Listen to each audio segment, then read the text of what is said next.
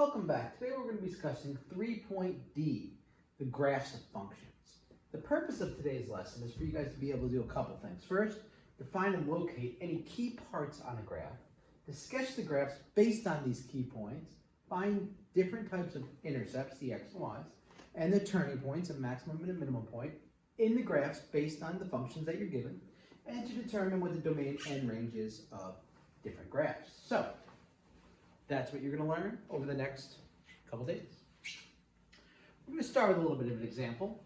Many real-world situations are modeled by mathematical functions, right? They're very difficult to analyze using algebra. However, we can use different types of technology now to help us graph and investigate these features.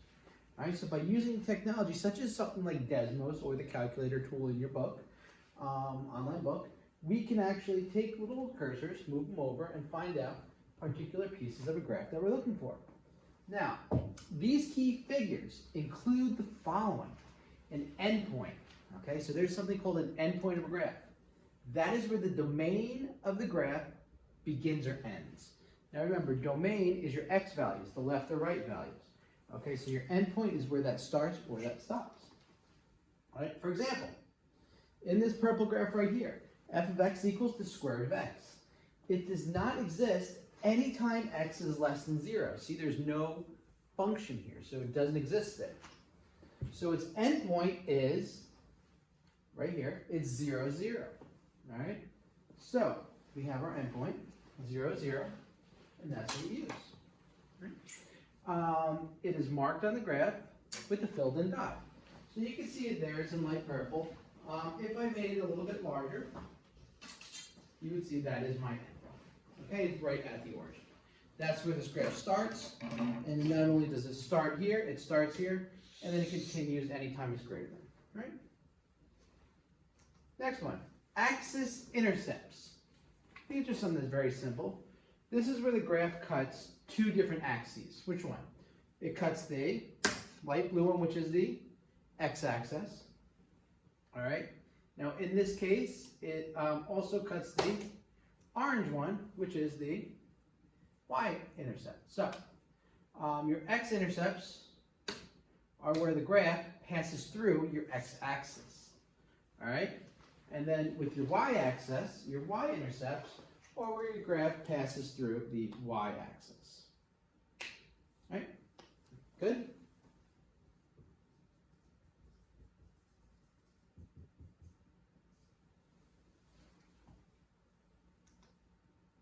You have minimum and maximum turning points. A turning point is where the graph goes from doing one thing to doing another one. So it's going from going up to going down, or going down to going up. Increase to decrease, or decrease to increase. So first off, let's look at minimum turning point. This is an example right here. What is my graph doing? The graph is going down, from decreasing, and then after it hits the minimum turning point, it goes and it increases. That's what a minimum turning point is. You have a maximum turning point. That is where your graph, where would you think that is in the graph? Point. Right there. That is your maximum turning point. That is where your graph goes from increasing to decreasing. Right? Is your minimum and maximum points, could they ever be the same? No, they can't. Can you have more than one? Yes, you can have more than one. Say this was a sine curve. Every time you go from increasing to decreasing, that would be a maximum. Look at this one right here. This would be a minimum. This would be a minimum. This would be a maximum. So you can have multiples. Right? Now, how would you actually find them? You can actually use something called calculus and derivation. You would derive a formula. And when you find where it goes from increasing to decreasing, what you do is you would find the first derivative, set it equals 0, and solve based on using a table of graphs. But you're not going to get to that till next year, probably chapter 9, 10-ish. So that's what you get to look forward to senior year. Asymptotes. What's an asymptote? It's pretty simple. It's a line that the graph gets closer and closer to, but it never actually touches that line. So it gets closer and closer to this number, almost like an open circle. It gets closer and closer to it, but it never touches it. So there are two types. The first type is a vertical asymptote. What way does vertical go? Up and down. Gotcha. And then the second type would be very good, a horizontal. And a horizontal asymptote goes from the left to the right. Right? So those are your different types of asymptotes. Example. You have a graph. This graph right here is y equals 1 over x. Nice rational graph here. Y equals 1 over x is undefined. So when is this graph not defined? When does this function not exist? Where do you have an undefined? Look at the graph. You remember we did domain, range? When is this undefined? When x equals 0, right? Whenever the denominator equals 0, your graph is undefined. Let's look. When x equals 0, right there. Do you see any graph crossing right there? No. So the graph gets closer and closer to the vertical line, x equals 0, but never reaches it. It never actually touches it. So this graph, as this goes up forever, it's never actually going to touch the line. As this one goes down to negative infinity, it's never going to touch the line. So we say it's a vertical asymptote. As the graph gets closer and closer to the horizontal line, so there's my vertical asymptote. These graphs will never cross through. You can't cross through vertical asymptotes. As the graph gets closer and closer to the horizontal line, y equals 0. Now why can't y equal 0? Well, remember when we did domain and range, because you don't have a variable in the numerator, there's no way to get this problem ever to equal 0. So that means these graphs will never cross when y equals 0. So that means that we have a horizontal asymptote there. And the way you do that is you just draw the same dashed line and you put the horizontal asymptote at y equals 0. All right, remember, x equals 0 is your vertical asymptote of x equals 0 is just your y-axis. The horizontal asymptote of y equals 0 is just your x-axis. Okay. Pretty easy concept, right? Good. Now we're going to use that to do example number 6. So consider the function y equals 2 to the x power divided by x minus 2. We're going to use technology to answer these questions. So what that means is you're going to pick up Desmos, or actually you can use the book. The calculator tool in the book works very well. And we're just going to go type this into our calculator. We're going to find the pieces and we're going to see what it says. So first one. I'm just going to sketch the graph first. And this isn't the best sketch, but it's the best I could do because I sketch it personally. So first thing we're going to do is we're going to find the Axes Intercept. So you have to know where to look. X-Intercepts are where it crosses the x-axis. So crosses it in 2 spots. So now what you're going to do is you're going to take your calculator or your graphing tool, and you're going to go and just drag it to see where it crosses those 2 spots. And it happens to be at 1 and 2. Right? We're just using technology. We're not using any types of advanced math to find this. Y-intercepts. And I'll show you all the calculator on the board showing you how to do this as well if you're in class. Where's the y-intercept? Well, let's look. Does it cross the y-axis anywhere? No. So there is none. But the key is you have to know where to look to use the technology to find this stuff. Find any turning points. Remember, turning points is maximum, minimum. Okay, so maximum turning point. Maximum is where it goes from increasing to decreasing. So do you see any increasing and decreasing here? Nope, there aren't. Minimum, it goes from going down to going up. Do you see any? Right there. So from here to here, when you go move your point along the graph, what you're doing is you're just making sure you're moving the point from the y, so it goes down to the lowest y, and then when the y start increasing, you find out where that lowest y value is, and it happens to be at 1.44, that's your x value, negative 116 thousandths. Right? It's always good to go to 3 significant figures, remember? That is like the go-to if you forget what to do. Now, this is nothing, because look, this graph just decreases the whole time. Even though it has a little curve to it, it doesn't increase, decrease, decrease, decrease. Find any asymptotes. I see one. Where do you see an asymptote? You have to use your brain here. Well, you can't have a big, wide asymptote like this, so that's not one. But I could have one right there. So I'm going to have one at x equals 0. But do you see anywhere else where either graph seems like it kind of like levels out? This graph, no, because they both go up. What's this graph doing? Does this seem like it's going to go up here forever? or to seem like it's going to level out. If you have a question, use your graphing tool and just keep on expanding the window. Make this window smaller so you can see what happens when this is even farther away.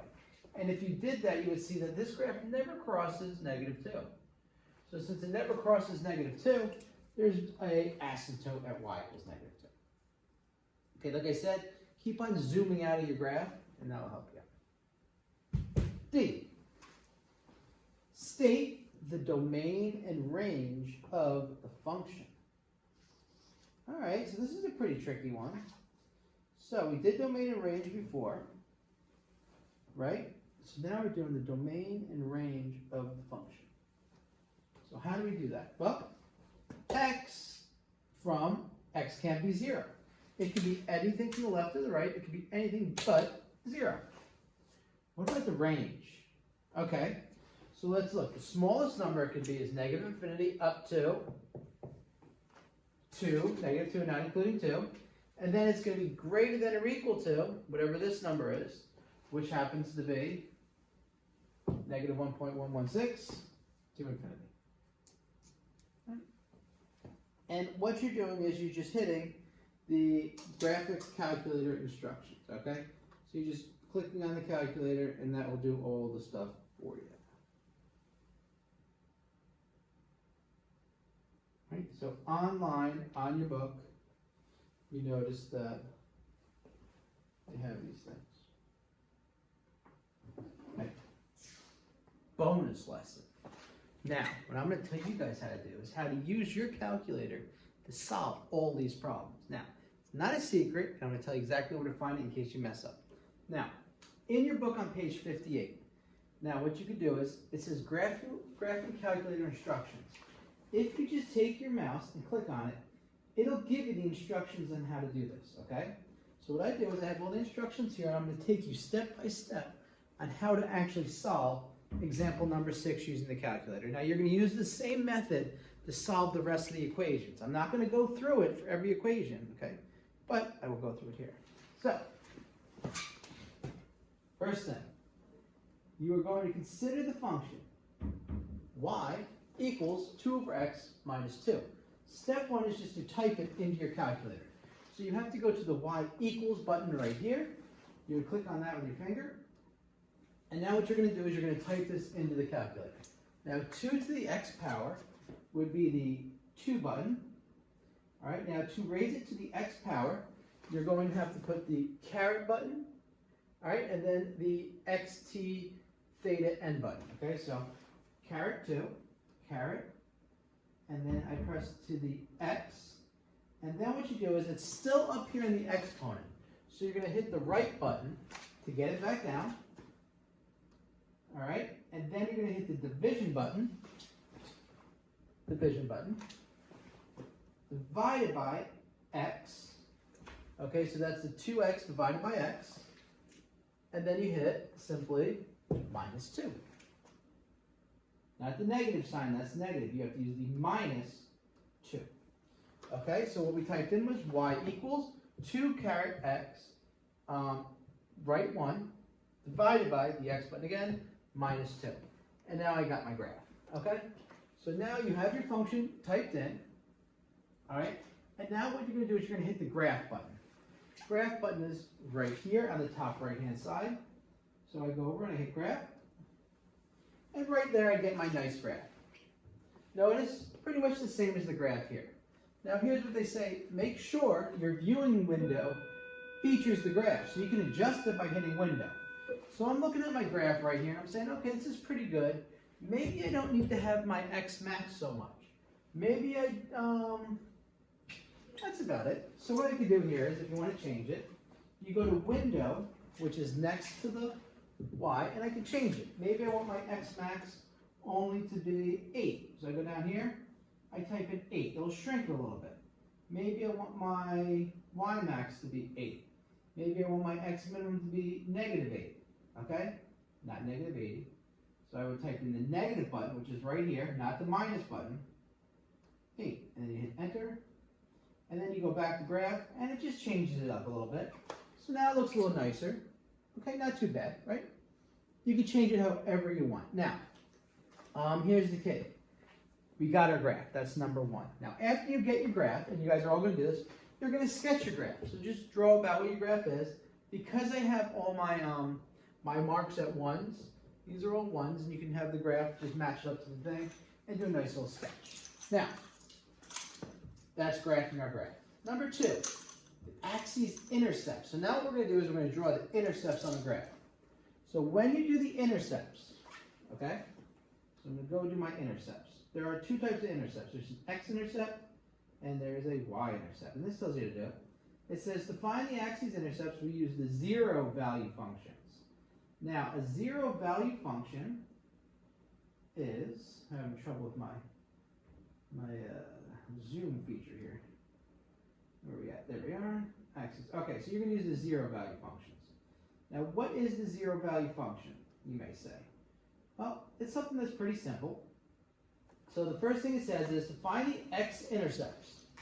Okay, to find the X-Intercepts, we're going to use 0 and value. Now, the way you find this is very simple. To find the X-Intercepts, you're going to press second and trace. Second and trace. And this is all on your yellow calculators, which you're going to need. So the second and trace, and you notice it comes up to a menu here that says calculate. All right, so actually what I'm going to do is I'm just going to clear this out so it's all fresh buttons. So I'm going to clear this, and we're going to start with second, trace. So that's how we start, and we're right here. Now to find the X-Intercepts, okay, what you're going to do is you hit 2, that's 0. That's the value when your Y value is 0, okay? So I go down button to 0, and then I hit enter, okay? So I hit the down button, so I get to 0 and hit enter. And now you notice a little blinking cursor right here. So what I want to do is I go, okay, I know what minimum my X-intercepts are. Obviously there's none over here. But if I look here, I can see there's 2 X-intercepts. It intercepts it twice. So what I have to do is I have to take my cursor, and I'm just going to press the right button until it gets over to my other graph. And watch, it jumps over there. Now here's the key, and you have to do this in order. You're going to place the cursor to the left of your first X-intercept and press enter, then press it to the right of the first intercept and press enter. So, and then what you're going to do is you're going to press it near the X-intercept and press enter. So pretty much what I want to do is I want to put it once on the left, once on the right, once in the middle. So it tells me to find the X-intercept between those first 2 places. So I got my left piece over here. So I'm going to hit enter. So it's going from there. I'm going to go over a little bit over here. All right, I'm just going to go to about there. I'm going to hit enter. And then my X-intercept, it looks like, is about over here. So I'm going to go there, and I'm going to hit enter. And what happens is it drags you directly to where you have to be. So it takes me right to the point. Now, what do I mean it takes me right to the point? So look at it. There's the point. So at 0, x equals 1. That means x equals 1 is my first X-intercept. Okay? Now I can see there's another X-intercept over here, so I do the same thing again. I'm going to take my little cursor. I just move it away from that one a little bit. All right? I'm going to hit enter. And then I jump. Oh, sorry. I got to do the same thing again. I didn't do my initial thing, which is my second trace. You got to make sure you do that every time. Second trace, and remember trace is right here. You go to 0, down to 0. Okay, I'm going to take my thing, I'm going to move it over my cursor. Hit enter. I'm going to move it over a little bit more. I'm going to hit enter, and then I'm going to move it to about where I think this intercept is. It's around right there. And then what happens is it just drags it directly to where it is. And in this case, it's at x equals 2. That's my second intercept. So my 2 X-intercepts are x equals 1 and x equals 2. Just remember, every time you do one X-intercept, you have to repeat this step and do second trace. I forgot to do that the first time. Now, to find the Y-intercepts, it's just a little bit different. You're going to do second trace again. So we're going to clear this stuff down here. So we're going to hit second and trace. Now instead of going to 0 right here, this is for your X-intercepts, right? We're going to go to value. That's for your Y-intercept. Okay? So that's the difference. So 0 is X-intercept, value is Y-intercept. So we don't have to move it all. All right? And then what we're going to do here is we're going to click enter. And this says, okay, when X equals what, it's going to tell you the Y value. So I can type any number here. I can say when X equals 1, what does Y equal? When X equals 100, what does Y equal? Well, we want to know the intercept, so we just say when X equals 0. And if you hit enter, notice we have a problem here. It says Y equals, and there's nothing there. Now, the reason there's nothing there is very simple. There is no Y-intercept. So if there is no Y-intercept, there'll be nothing there. Say this graph passed through like here, though, and there's a point here, say like Y equals -4. All right? So that's how you find intercepts. All right?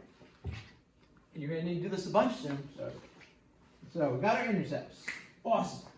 All right, so now we got our intercepts. Now we're going to go to the last thing, which is turning points. Now, turning points say to find a local maximum or minimum. All right, we're going to go back to the same thing again. So now we're finding the maximum or minimum. Remember, maximum, where are we at? Turning points. Minimum is when you go down, and then you go up. Maximum is when you go up, and then you go down. So to find that, we're going to hit second, trace calc, and now we're going to hit 3. So this is the same thing we've been hitting. So you hit the second button, the trace button, second trace, we're at calculate. Now to find minimum, hit minimum. To find maximum, hit maximum. So what we're going to do right here is we're going to hit the minimum button. All right. Enter. All right. And what you do next is place the cursor once again to the left of the minimum, press enter, and then press it to the right and press enter, and then press it between. So I know by looking at this graph, this is decreasing the whole time, so there's no minimum here. There's going to be a maximum or a minimum right around here. That's a minimum, because I'm going down, and then I'm going up, right? So what I do is I pick a number before, after, and then in the middle. So on my calculator, I go, okay, I'm going to pick a number to the left, press enter, pick a number to the right of this minimum, make sure I get good and over it, press enter, and then go around where I think the answer is, press enter, and what happens is, the minimum is at, right here, 1.44, negative 0.116, right? X value, Y value. It brings you right there, look at that. See that? Blinking light brings you right there. Right? You're going to go back and watch this a bunch because it's a little confusing. So, I would do the same thing for maximum, just hit maximum instead of minimum. However, in this case, I can see there's no maximum. You have to have an idea of what this stuff is in order to do it. So if I went back and did my maximum, second trace, there is no maximum. So once again, the value is for your Y-intercept, the 0 is for your X-intercept, and for the Y-intercept, you set X equal to 0, minimum, maximum. And these are your turning points. All right, so let's say turning points. If you want to find out where the two lines intersect, if you have two graphs there, you would just type both graphs in your Y equals, and then you go right around where the point where they intersect, hit this button, and it will show you the exact point where they intersect. You're going to need that later, I believe, for problems maybe 7 and 8 it is, where the graphs intersect. Right? Now, the last thing, and then we're done with this, this bonus episode, is if I go back to graphs. So I've got my cool graphs right here. I want to find my asymptotes. Now, there is no function that tells you where the asymptotes are. So pretty much what you do is you go to your graph and I go, okay, let me see this. All right, it looks like there's an asymptote there. All right, that's X equals 0. All right, oh, look at this. This thing flattens out right here. So there's probably an asymptote there. That's Y equals -2. All right, if you want to check out your asymptotes with your Y's, what I suggest doing is always just go to Window and then make your y's a little wider, okay? So in order to make my y a little wider, instead of -8, maybe I'll do -80, okay? Oh, sorry, not my y, my x. Whoops. So my x, instead of -10, I'm going to make it maybe -100. I go to my new graph, and look at it. You can see, as I go, even if I go to -100, it's still at -2. All right, you really can't see much of the good stuff on the other part of the graph, but you can see the asymptotes better. Say I wanted to see my minimum and maximum better, I can always just go to Window, X minimum, say 0, X maximum, I don't know, like 4. All right, then if I go to hit this graph, you can see how this graph right here, let me change my y's. We'll go Window, get my y better. Y equals, y minimum is like -2. Y maximum is like 3. Go hit a graph here, and then you can see closer, and you can see actually where your graph, there you go, there's my intercepts, my 1 and my 2. All right, so you can always play around with the graphs to do that stuff as well. All right, but pretty much this is all in your book, and this graph I got from the yellow graphs we use. It's the same exact graph, it's just the one I'm able to put on the computer. So as long as you pick up the TI-84s, you guys will be set. And once again, that's these graphs right here. All the functions are the same. Once again, you can open it up and you can do everything you need to do on here. Okay, you got your trace button. The key here is the second and trace button. And then everything is done through there. And then you got your y equals, and you're all set. All right? So, that being said, the bonus lesson is now over, and I'm going to disappear. Calculator, let me move the crosshair until you get to your pieces. All right, next, sketch and draw. So, 2 words, very similar, different meanings. First one, sketch. Sketch means you're going to show the graph's general shape and its key figures. Pretty much what I just did over there. That's like a nice little sketch of the graph. When you draw it, it's a sketch, but it's done more carefully to scale. You make sure the pieces of the graph you're drawing are pretty much perfectly in their places. So I kind of use the draw tool. When you use your technology graphs, they're using a calculator. There is no domain or range specified. You're going to start with a very large viewing window. All right? Now, I do like these calculators, these nice little calculators that they give us. The TI plus 84 CEs. All right? So these are very helpful when doing this. So, when they say use a large viewing window, pretty much what you do is you just click on, I don't know if you guys can see this very well, you click on the thing that says window, right here. Click on window, and when you have a window, pretty much what happens here is you have the maximum and the minimum. So if I want to make one with a X max, say I want to make 20. That's pretty large. My minimum. Sorry, your minimum. Now, when you do negatives, make sure you use the minus sign here, the negative, not a minus sign. So I go from -20, whoops, there's my minimum, -20, enter. Okay, so you go to 20, enter. Scale, you can make whatever you want, that's just wherever the dashes go. 1's fine, and then for Y min, Y max, maybe -20 for Y minimum, 20 for Y maximum. This is always like a good place to start. All right, so it gives you like a nice little place. And then when you want to graph things, you just hit the word graph, and that would give me my window. So if you change your window, it gets wider. If you make it smaller, not. If you hit the Y equals, you can actually type in what equation you want. All right? So you want to use a large window to start with, and make sure you don't miss a piece of the function. Because if you use a really small window, maybe you only get half the function. Your minimum turning point is going to be also known as a local minimum. Okay, when you get to calculus, they don't really use the word turning point. What's used is min-max, okay? Local minimum, global minimum, and then the maximum turning point is known as the local maximum. And like I said, local maximum, global maximum, same types of things. Depending on what type of book you use or what country you're in, they kind of change the words. So this is more what we will use. That's more the IB technology. Same thing. Just remember, Minimum, down to up, maximum, up, down. All right, so what we're going to do now is we're going to do a bunch of examples of graphing. So you're going to start with example 3D. So the graph right here is shown. First thing you're going to do is you're going to find the Y-intercept.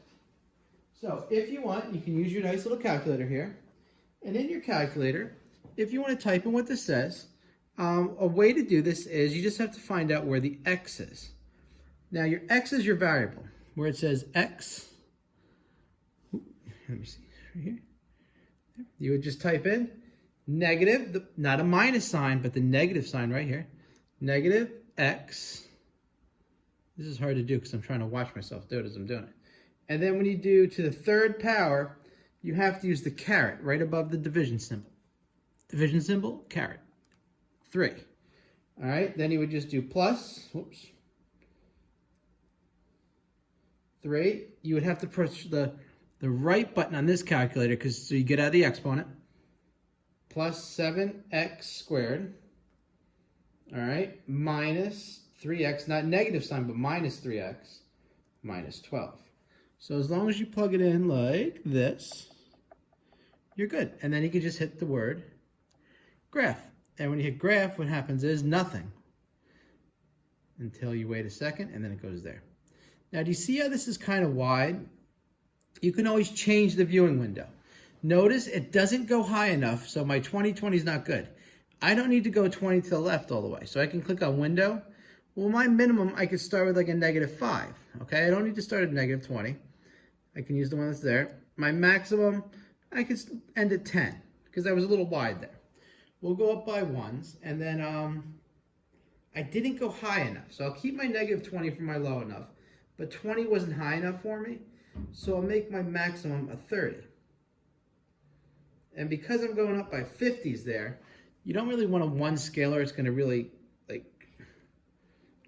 be a lot of stuff. So I'll make a 5 scale.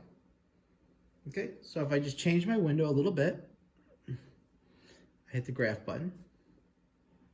Look what happens. Now I have a graph, and the whole graph fits in there. And it looks pretty nice. See that? By just changing the window. So first thing I'm going to do, this is a version of it, is find the Y-intercept. The Y-intercept is where it crosses the Y-axis. All right? So right there, if you look up on the calculator, you'll find that answer to be -12. All right? All right?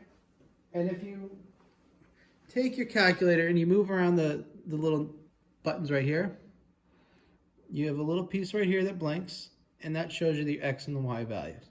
And you can actually click it to the graph if you want. All right, but I'm just going to do everything on the screen. I'm just showing you with the graph for one problem. All right, so the X-intercepts. X-intercepts are 1, 2, 3. I got 3 of them. So you would go on your graph, once again. I would take this little piece right here, and I'd move this thing over, and I'd go to where my X-intercepts are. And yes, there are programs that will do this directly for you. But if I look over here, I see, oh, that looks like an X-intercept is about at -1. Also, I have one at, what's it, -105. I also have one at 1.84, and I have one at 6.2. All right, obviously, you would just move it around a little bit. Notice each one of those 2 to 3 significant figures. All right, to find the turning points, local minimum is where it goes from lower to upper. So if I look right here, okay, it's just a little bit, it's a tad over from the intercept. So where it goes from decreasing to increasing, move your little cursor over, it's -225 thousandths, -12.3. Notice 3 sig figs, 3 sig figs. Local maximum, where it goes from increasing to decreasing, is right here. 4.44, 25.1. That's it. See? You can use your calculator, you can use a computer program. All right, it's a little tricky to get the computer program up and running as I'm running this.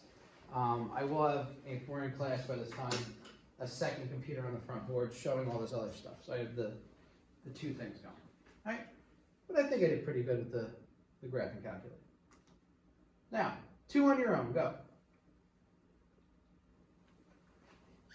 All right, I'm going to assume that you guys did perfect on this problem, and we are going to keep on moving through it. So, first one. this is what your graph should look like. All right, I'm not going to show you the calculator anymore. You guys can figure that out. So my X-intercepts, we're across the x-axis. Your answer should be about negative 1.12 and negative 3 6/10. Okay, notice I still put the 0 here, even though it's a 0. Usually you have to go 3 significant figures. One y-intercept there, about at negative 5. It's actually, the y-intercept is really negative 5. Okay, and we're just using technology to graph all this. We're not using any algebra yet. Yet is the key word. Now find the coordinates and nature of any turning point. So maximum and minimum turning point right here. Maximum turning point, increasing and decreasing, is right here. Minimum, so that's 0.688, negative 3.54. Minimum is right there, which is about negative 0.402, negative 5 and 7600. All right, discuss the behavior. What happens as x approaches infinity? So what this says right here, as my graph keeps on going this way, what's it doing? Well, what does this graph look like it's doing? Oops, sorry, this is the middle one. This graph is, I forgot, there's two minimums. Increasing, decreasing, decreasing, increasing, so there's the two minimums, and the maximum went from increasing to decreasing. All right, so as my graph goes here, what's this thing doing? Y is going up. It just keeps on raising up. So y is approaching infinity. As you go to negative infinity, what's this graph doing? It's still going up to infinity. So that's what's called a end behavior of a function. State the range. The range is your y values. So the lowest y value is right there. And it's going to increase to infinity. So what was our lowest y value? X value, y value, negative 15.2. Includes negative 15.2 and then everything above it. That's it. Right. That was pretty easy. How do you work? All right. Good. Consider the function y equals 6 divided by x minus 3 minus 2. Let's go. Type in your calculator. Here's the picture. Here's my sketch of my graph. All right. Find the axis intercepts. So x-intercepts only crosses it here. 5, 6. Y-intercepts. What's that? Negative 4. Asymptotes. So, let's see. Way to find an asymptote is you look at the graph and you see, okay, where could there possibly, sorry about that, where could there possibly be a line? So I go, okay, let me see vertical. Okay, touch it, touch it, touch it. Whoa, look at that. Right here. It's going to hug this one going down, hug this one going up. So I count 1, 2, 3. There should be an asymptote right there, and that is when x equals 3. Okay? Also, I go, okay, let me see the asymptotes here. Do these do any special things? Oh, right here. At y equals negative 2. If you expand your window, you'll see the horizontal better. Okay? So just make your window a little bit wider, and then you'll notice that it will curve out forever. Right. State the domain and range of this function right here. All right, domain. Left to right. So it's from negative infinity up to this, 9 including this, which is 3, and then off to infinity. So x, all the values of x where x is not included 3. The y values, pretty much the same thing going up and down, everything up to negative 2 and everything above negative 2. So it's the values of y, instead of y's, y cannot equal negative 2. That's your domain range. All right. Now, if x appears in the denominator of a fraction, that's the bottom, there will be a vertical asymptote for any value of x which makes the denominator 0. So in order to find this out numerically, whenever this denominator equals 0, you're going to have a vertical asymptote. That's it. That's how simple it is. X minus 3 equals 0. Add 3 to both sides when x equals 3. Vertical asymptote. Little tips of the trade. All right, so now 4 is actually like 10 problems. So you're going to do all these. So this is what you're going to do for number 4. Number 1, you're going to find the X and Y intercepts. So I'll walk you through 4 real quick. We'll do it together. So first one, this is the graph right here. You graphed it. We're going to find the X and Y intercepts. So the X-intercepts, where it crosses the x-axis, there's 3 of them. And they happen to be x equals -3, 0, and 4. Okay, it's just the x values where they cross the x-axis. Y-intercept crosses in one place, and that's at 0. So that's part I. Part II, or this is like a little Roman numeral 2. Find the coordinates and nature of any turning point, max turning point, and the minimum turning point. So we're just going to find the maximum and minimum turning points. Maximum, where you go from increasing to decreasing. So let's look at this problem. Up, increasing to decreasing right here. Take your little pointer, put it on.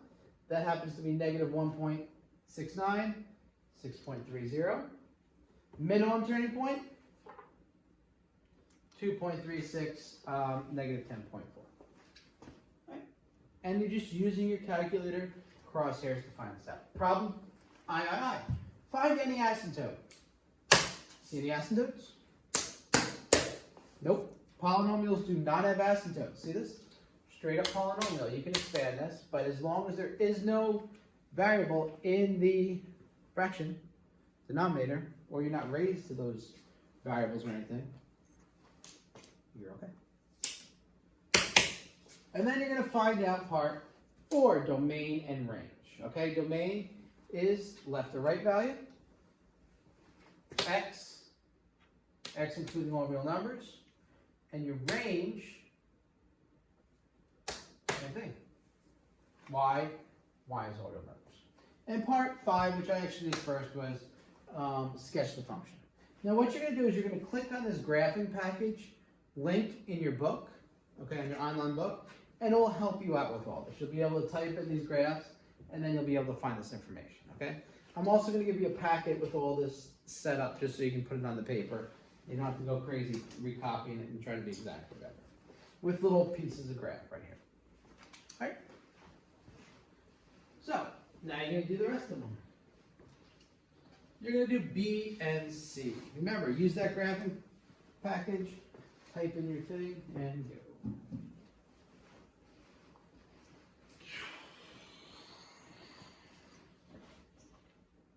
All right, you should have done these 2 problems. First one, there's your graph. X-intercepts. This one. -1.34. Y-intercept. 6. All right, max turning point. Going from increasing to decreasing. Right there, 0.6. Minimum turning point, where you go from decreasing to increasing, 1.33, 4, and 81 hundredths. 3 significant figures, unless it's whole numbers. Part 3, is there any asymptotes here? Polynomial, so there are no asymptotes. Domain and range, domain is left to right. All real numbers from left to right. Range is up and down, vertical. Goes from -infinity to infinity. There is all real numbers as well. See? Easy.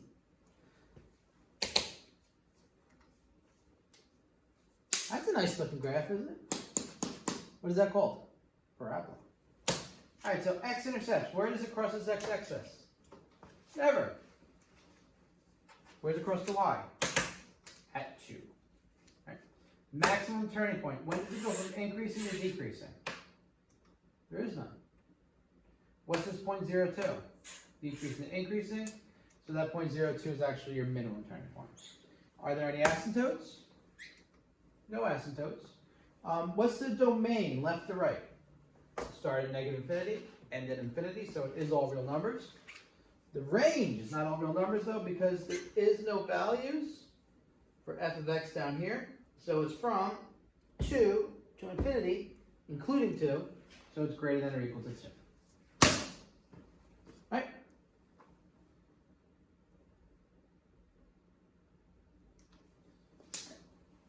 D and E you're doing now.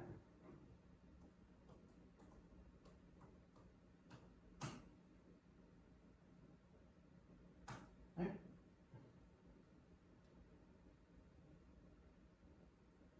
Next one. That's what your graph looks like. That's a funky looking graph, isn't it?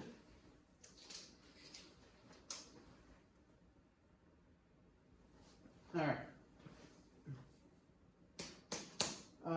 What we're doing here. You got increasing, right? So the x-intercepts are 2 and negative 2.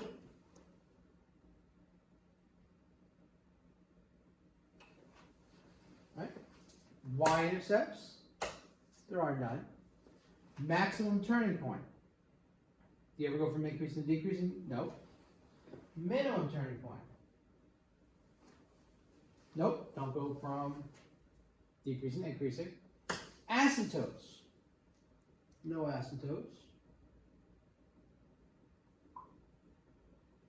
All right, and what else we got? Domain, negative infinity to negative 2, and from 2 to infinity, and the range is from 0 to infinity. All right, problem 4.E. Got your answer? Let's go see. What you have to do here is sketch your graph. Oh, look at that, half circle. So your x-intercepts, even though there's no closed circles here, it does cross the x-axis at these 2 points, and as you see, it crosses the y-axis there. So your x-intercepts are negative 3 and 3. Your y-intercept there is 3. Maximum turning point, 0, 3, because you're going from increasing to decreasing, right? Minimum turning point, there is none. Problem number 2, 3. Any asymptotes? No asymptotes. Is there a domain and range? Domain, value from the left to the right, right? So your domain is from negative 3 to positive 3, including both. Your range is from 0 to 3, including both. So greater than or equal to 0, less than or equal to 3. Right? Any questions regarding problems 4D or 4E? Pretty easy, right? All right, 4F. Find the X-intercept. So, sketch your graph. There's a graph right there. You have 2 types of intercepts. You cross the x-axis there, the y-axis there. X-intercept happens to be negative 1/2 or negative 0.5. Y-intercept happens to be negative 1. Your turning points, well, this is decreasing the whole time. This is decreasing the whole time, so there is no turning points. Vertical asymptote. Let's see. Does it look like this thing hugs the vertical line anywhere? Right there. Negative 1. All right. Horizontal. There. Y equals 2.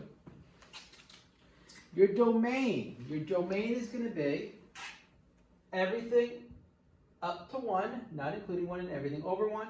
So it's x does not equal 1. Your range, everything up to 2, not including 2, and then above 2. So y is not equal to 2. All right? 4G. All right. Sketch that real quick. My y-intercepts are, and my x-intercepts are. So my x-intercept is here at 6. It's easy, it's when the numerator equals 0. Up, negative 3. I'm sorry, negative 2. I might say negative 3. Because negative 2 minus 6, negative 8. That makes no sense. Negative 8 over negative 1. Oh, y equals negative 2, sorry. A little crazy. Alright, so, turning points. Increasing the whole time. Increasing the whole time, so there are none. Vertical asymptote. Well, there's an asymptote here and an asymptote here. So the vertical one is negative 3 when the numerator equals 0. That's what messed me up before. Horizontal asymptote, where it levels out right here, and it happens to level out at y equals negative 2. Wait a second.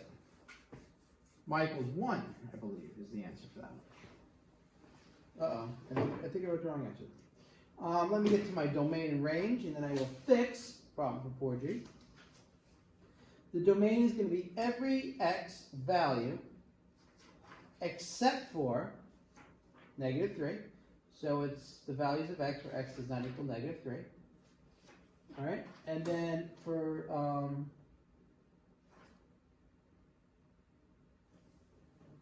the range, it's negative infinity to 1 and 1 and above 1. So it's every value above 1. All right.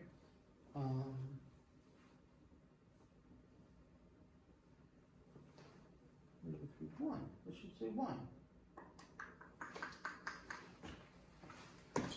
Knew it was wrong. All right, so this answer right here. Make sure we're on the right page.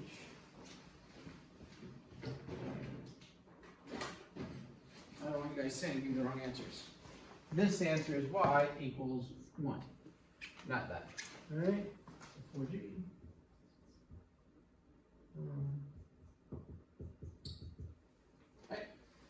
So this, y equals 1. Boom. See, I knew I did something wrong there. I just carried the negative 2 down. All right. H and I. So for 4H, y equals 2x plus 3, 1 minus x, right? So what we're doing here is Y-intercepts, X-intercepts. So crosses here and here. This one doesn't cross anything. So the X-intercept is actually at negative 3/2, negative 1.5. The Y-intercept is up here at about 3. What exactly? Your turning points, this is increasing the whole time, this is increasing the whole time, so there are no turning points. Vertical asymptote, split this. Horizontal, split that. All right, so what you should notice is the vertical is about x equals 1, the horizontal, y equals negative 2-ish. There we go, there's my negative 2. Domain, every value but 1. So x is not equal 1. The range is every value but negative 2. Right? For I. This has a lot of stuff here. This graph. Oh, it's a triple graph. So there's 3 pieces here. First thing, the X-intercepts, Y-intercepts. You have an intercept and intercept, so they have 2. Your X-intercept is this one right here, so it's about 3. Y-intercept is on the y-axis. That answer is 9/2 or 4.5. All right. Minimum, maximum turning point. So right here, this decreases forever, so there is no turning point. This goes down and up. Now watch what happens here. This one goes above the axis and then goes back down towards the axis. So there is actually it increases till it gets to about 5, and then it just starts hugging the y equals 0. And this one's 1/3. So the maximum going up to down would be 5 1/3. Minimum going down to up would be 1/3. Vertical asymptote, there's actually 2. At each side of that parabola. Horizontal. Now, even though this graph passes through here, you can have a horizontal asymptote. This is why. Because this graph on the left is going to hug it and never reach 0. And this graph on the right, even though it passes through the asymptote, which is allowed, it comes back down and it hugs it going towards infinity. So your vertical is at negative 1 and 2, and your horizontal is at 0. Even though you could technically have 0 as an answer. All right?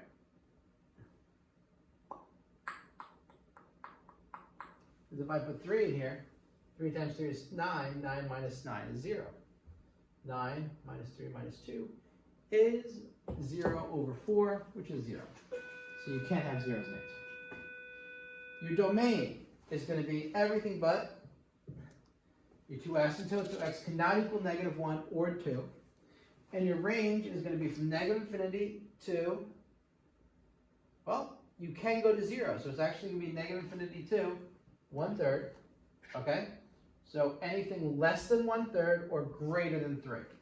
So it's pretty much everything besides this little, like this little swath, you can call it, of area right here. So it does include 0, even though there's an asymptote there because it does pass through 0. All right? A little tricky, but not too bad. What letters is that? I. How many more of these guys do we have? Oh, we have a ton of these. We have to get all the way to O. J and K. J and K. So the way J works is y equals 3x to the x. Y-intercepts the x-intercept. So let's graph our picture. That's a nice simple picture. I like ones like this. There's only one intercept you have to worry about, and it's not the x-intercept. It is the y-intercept, and it's at y equals 1. These go up by 2s, that's why it's crossing half between. Turning points. Graph is increasing the whole time, so there is no turning points. Vertical asymptote, well, right there. The vertical asymptote is, well, there's the horizontal. There is no vertical. Oh, I guess this guy just goes up. Oh, because this isn't really hugging anything, it's just going this way forever. It's going to gradually increase to infinity. On the x-axis, the problem is it's going to take forever to do, but that doesn't matter. Horizontal, it is never actually going to reach though 0. All right.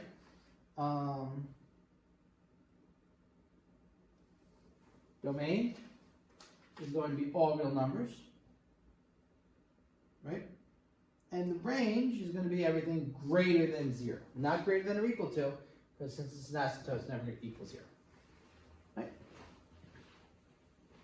All right, let's look at this one. This is just restrained between -5 and 1. So that's the whole graph. You can't go above -5, you can't go above, 1, below -5. So we have our graph right here. And this is what it looks like. That's why there's endpoints on the graph, because we're just dealing with this constraint. So our x-intercepts are 1 and 2. So we have one at -4.97 and -1.55. Y-intercept is right here. That is at 2. Maximum turning point, well, down to up, so that's the minimum. Up to down to up. So you have 3 things going on here. This one right here, -0.805, 297 is your maximum. All right, your minimum is -3.88, -33.5. This one actually, doesn't decrease, it just keeps on increasing up. Bang. That makes no sense. Okay.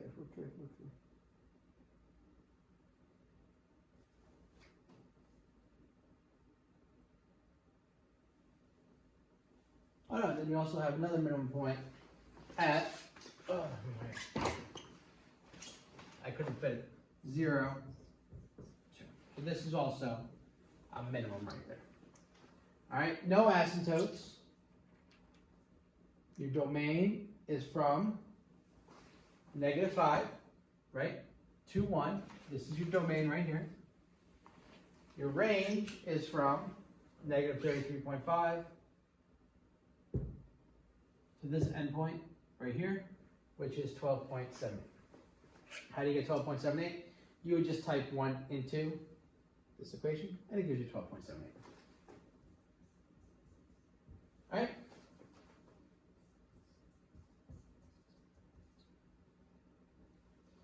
Next one. Do more. Y equals x2 to the -x. So you have your x-intercepts and you have your y-intercepts. When dealing with your graph, the graph actually looks something like this. Crosses only once, it crosses right there, and that is the origin. So your x-intercept is 0, and your y-intercept is also 0. If your x-intercept is 0, your y has to be 0, and vice versa. All right. Maximum turning point. Well, you have one turning point going from increasing and decreasing. That would be your max at 1 44 hundredths, 531 thousandths. There is no minimum. Asymptote. There actually is an asymptote. It is y equals 0. Because once again, even though we pass through the 0, when it comes back down, if you expand this graph, you can see it going out and going to 0. Your domain, x, all real numbers, and your range is from negative infinity to 5.531, so it is 0.531 x, y is less than or equal to that number. For m, there's my sketch. Oh, got a little dot in here. X-intercepts, Y-intercepts. So you got 3 intercepts right there, really close together. You have 2 x's at -1 and 1, and you have a y-intercept at 1/4 or 0.25. Notice our 2 endpoints are going to be -5 and 5. All right. Your turning point. So not a turning point because that's an endpoint, but this goes from increasing to decreasing. So you only have one turning point at -0.5 and 1/3, or -1/2 and 1/3, and that is a maximum. Okay. Vertical asymptote. There's going to be one right here. Horizontal. There's actually a horizontal right here. If you expand that, you can tell. So my vertical asymptote at x equals -2. Horizontal asymptote at y equals -1. Right. Notice these go by 4s. 1, 2, 3, 4. Domain from -5 to 5, but it does not include -1/2. So it's from x is greater than or equal to, -5, less than or equal to 5. Ooh, that went backwards. But x cannot be 2. All right. The range, y is less than 1, and then it's greater than 1 and less than or equal to 1/3. All right.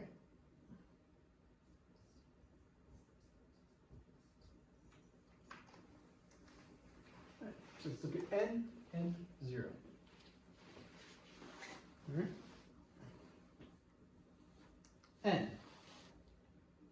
A little better. We'll make it. I think these are the last 2 of them. Yep. So, N. What we got here? There's what our graph looks like. Alright. There are no X-intercepts, but there is a Y-intercept at y equals 2. Oh, sorry, y equals 1/2, halfway between the 0 and the 1.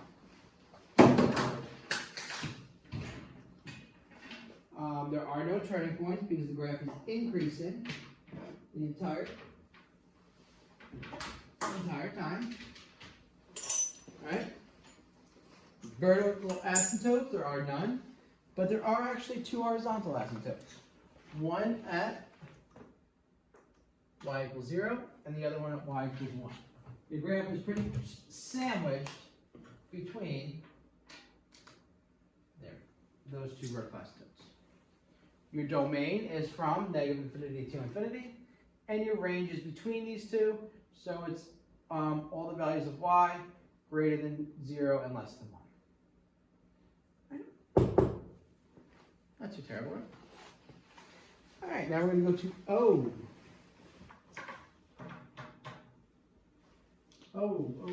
Wait, O works is. That is our sketch right there.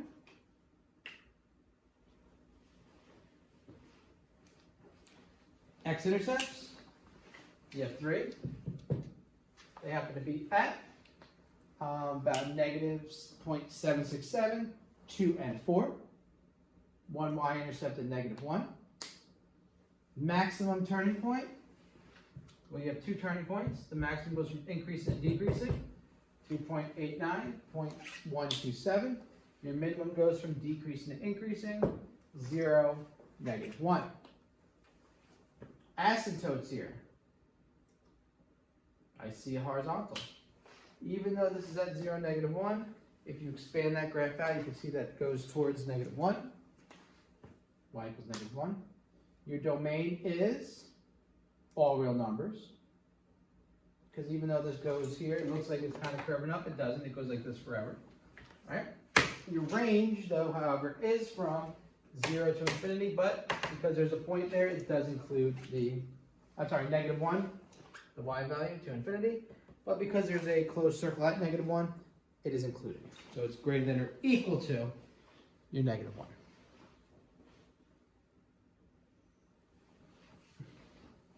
Right? All right. Whew. Finished all that. That was fun, wasn't it? Now let's look at problem number 5.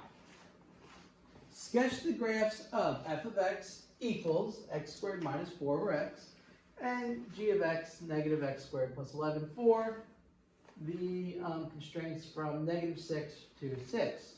So I'm going to sketch these two graphs. That's the first graph. Notice -6, closed circle because that's where I start at.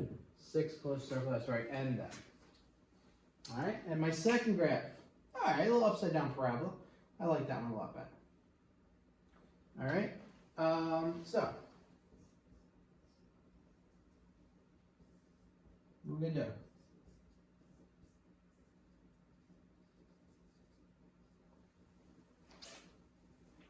Well, we sketched it. What are the solutions? One of the solutions they say is x equals 2.51. That must be that one right there, 2.51, 4.71. Use technology to determine the two negative solutions. So what you're going to do is these two things are in your graph. Well, where they intersect are your two negative solutions. So you just move your cursor over, and your two answers happen to be -2.14, 6.45, and -3.73, 10.9. And there you go. How did I find these answers out? Well, technically, you're setting these things equal to each other, and you're solving for x and plugging it in to find f of x. Or you are just taking your little hash guy and putting it on where the two pieces intersect. All right? That's it.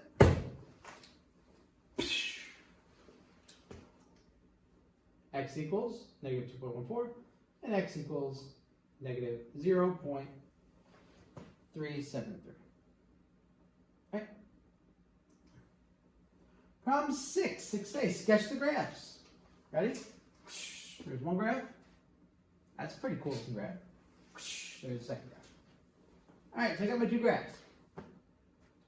B, discuss the features of the red graph. Y equals 3 to the -x squared. So, first thing, what are the x-intercepts of this graph? There are none. What are the y-intercepts? Right there. Y equals 1. Is there any asymptotes? No vertical, but there is a horizontal asymptote at y equals 0. Because as you can see, this thing hugs the x-axis. Turning point. Does it go from increasing to decreasing or decreasing to increasing? Yes, right here it's going from up to down. So this is a maximum at 0, 1. Domain. All the way from the left, all the way to the right, it is all real numbers of x, the set of x. The range from 0, not including 0, to 1, but including 1. So it's the set of all y's. Y is greater than 0. What's not doing that right now? Y is greater than 0, and y is less than or equal to 1. Okay? I jumped ahead on the thing. Problem C. Solve. When does x squared equal 3 to the negative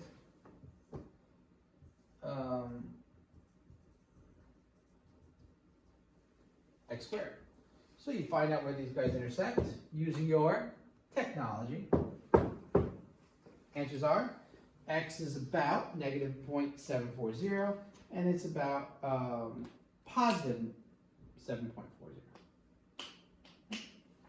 There you go. Have you solved it with technology? All right. Whew. Almost. Problem 7. Oh, this one gets a little kooky. This one's not terrible, but we have what was it? 2 more. Closed box is to be constructed with the length that is 3 times its width. So if this is the length, the width is 3 times. So x and 3x. The volume of the box has to be 6 square meters. So if the box is x meters high and x meters wide, h meters high, show that h has to be 2 over x squared. So first thing, we're going to have to find out what the volume of this box is. Volume is what? What is the formula for volume? Volume is length times width times height. So if I multiply these three things together, I should get that. 3x times x, length times width times h, equals 6. 3x times x is 3x squared times h equals 6. Now, what did we say h has to equal? 2 over x squared. But what we're going to do here is just solve for h real quick. If I divide both sides by 3 over x squared, I get, these cancel out, 3 divided by 6 divided by 3 is 2. 2 over x squared equals h. And guess what? 2 over x squared equals h. See that? We showed it. If we just plugged h in here, you know what this answer would become? You would just get 6 equals 6. That's another way to show it. Show that the surface area of the box given by surface area equals 6x squared plus 16 over x m squared. Now the surface area of a box is, you have to find the area of each piece of the box. The box has 6 pieces. So the left and the right would be, what are these? Width times h's, and you have 2. 2 width times h's, 2 length times widths, and then you got 2, the front and the back would be widths times h's. So the surface area of a box is 2 length times width plus 2 width times height plus 2 length times height. These are all interchangeable. But this is pretty much front, back, left, right, top, bottom. And depending on how you turn the box, it'll change.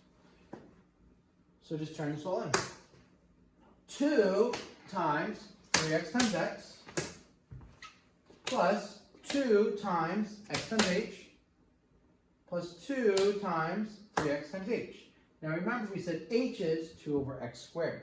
You don't want multiple variables in the same question, because then things get a little crazy. So anytime you can just leave one variable, such as just an x in there, and you don't have any h's, it makes things a lot better. So 2 times 3 is 6. X times x is x squared. Right? 6x squared. 2 times 3 times 2 is 12. X over x squared. 2 times 2 is 4x over x squared. Now what you're going to do is you're just going to simplify this. 6x squared stays 6x squared. I can take an x out of the top and x out of the bottom, leaving me with a 12 over x. And this same thing over here, leaving me with a 4 over x. So I got 6x squared plus 12 over x plus 4 over x. Because these have the same denominator, I can add them together. 12 plus 4 is 16. So my answer is 16x squared plus 16 over x, which is what they said the answer would be. Look at that. You just showed it. There you go. It's always good to know what the answer is when you're trying to find it, because then if you make a mistake, you can fix it as you go. And all you did there was algebra. Boom. Now we're going to bring in some graphs. Now, find the vertical asymptote. So, we're going to start by drawing this graph. The way you're going to draw the graph is use technology. Where's the vertical asymptote at? Expand your window, make it bigger. If you make this window very large, you would see that there's a vertical asymptote at x equals 0. Use your graph to estimate the surface area of the box with a width of 2 meters. Check your answer using technology. So what would be the surface area of the box if the width is 2 meters? So I go over to 2 meters. This is your width, right? Because width is x, and x here is 2. Right there. Go over here, and my answer would be 232. All right, so that means my surface area would be 32 square meters. Find the coordinates of the turning point. Use your technology. Turning point's right there. It's about a 1.1 to 21.8. All right, what's the significance of that point? What happens at this turning point? What do you think? That's where the surface area is the least. That's where the minimum surface area is. All right, so in the surface area, which is this, equals, and you want to plug in your 1.110, guess what you get? 21.8. All right, and you could have just made this 16 over 1 over 1.10. I don't know, crazy. That was weird. All right. See? And just so you know, these are the x values, and this is my surface area. All right? Got it?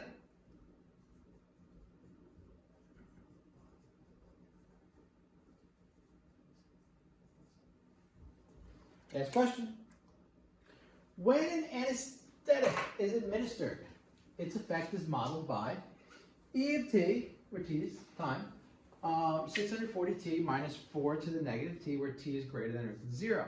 That's the time in hours after the injection of the drug. You're going to find out what E1 and E4 is and then interpret your answer. So this is a little tricky. Not too terrible, though. So the first thing, what you going to do? Anything?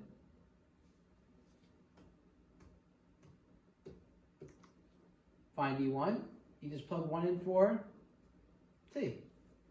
And you get 160. All right? Because what happens here is you get 640 times 1 times 4 to the negative 1, which is 640 divided by 4, which is 160. All right? When you want E equals 4, it's 640, I gotta put my numbers in here, times 4 to the negative 4. So what that is 640 times 4 divided by 16, which is 10. All right? Sorry, 4 to the 4th power is the 16. 4 to the 4 is 256. So 640 times 4 divided by 256. Ah, got me. I did 4 times 4. Sketch the graph. Use your things. These effects of the injection are pretty much after 1 hour, there's this much anesthesia in your body, and after 4 hours, that's how much is left. Okay? And obviously, after time, the amount in your body wears off. Here's the graph. So the dose gets really high, right? Here's the effect. So at first, you really don't feel it, but then when you get up to about 3/4 of an hour, you get the full dose of it, but then after a while, it starts to wear off. So around 4, you're pretty low. So as t approaches 0, the effect also goes to 0, and the effectiveness of the drug approaches 0. Okay, so at an infinite number of time, there's no more effect on the drug. Find a turning point. Well, E of t is when it's going to be the best. So this turning point right here, 0.721, so about 3/4 of an hour. 170, so that's the highest effect, is going to be your maximum turning point. And that, like I said before, is the drug has reached its maximum effect. All right, that's 170 units, and the units is just compared to the other stuff, okay? And then after this time, it starts to decrease. The effect starts to wear off. Right? So there's like a window right here, probably, between like a half hour and 1.5 hours that you're probably going to want to do the surgery. Okay? For no feelings. Hopefully that's how it works. And that completes our lesson. Right? So hopefully you guys understand how to graph now. You understand the purpose of graphs, how to read the graphs, and what's meant from the graphs. Now, once again, we didn't really get into how to solve this stuff using math. We just used technology, which is kind of a shortcut. Later on this year, we will be focusing on how to actually get the minimum maximum turning points. You already know the intercepts, and how to actually graph these things. A lot of times you need to use calculus for this, but you didn't learn that tool yet, but eventually you will, and then you'll be really good at these graphs and functions, okay? So, until the next lesson, I'll see you guys later.